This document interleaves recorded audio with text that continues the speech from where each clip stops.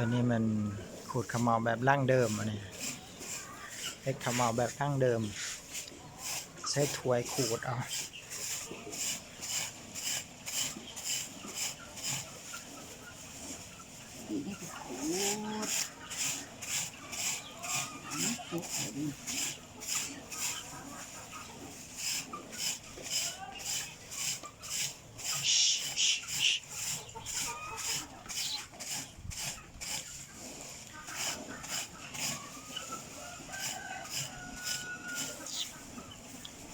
คือเอาถ้วยดินเอาถ้วยอื่นมาได้ปะ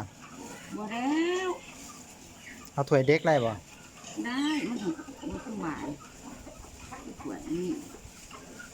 ถ้วยนี้สบายกว่ามันนักดีนปะหลายอย่างนี่ถือบ่ได้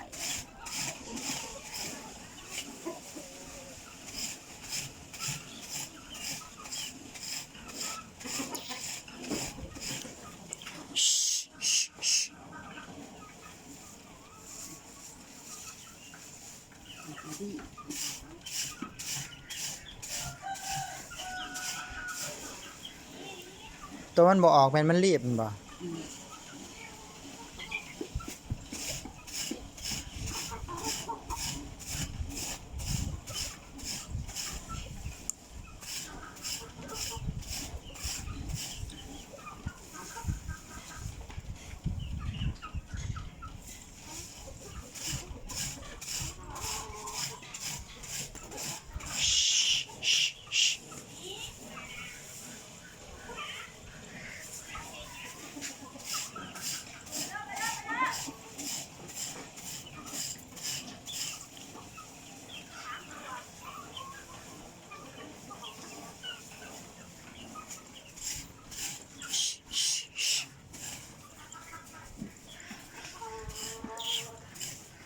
ซ้ำนี้พอดีเพราะด้วยว่าแก่โพดอ่อนโพด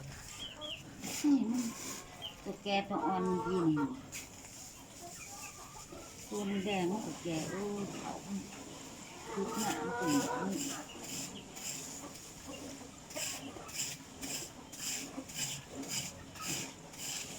แดงตัวคืน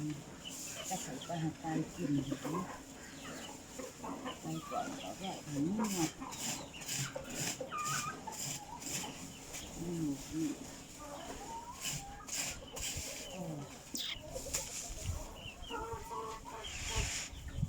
แล้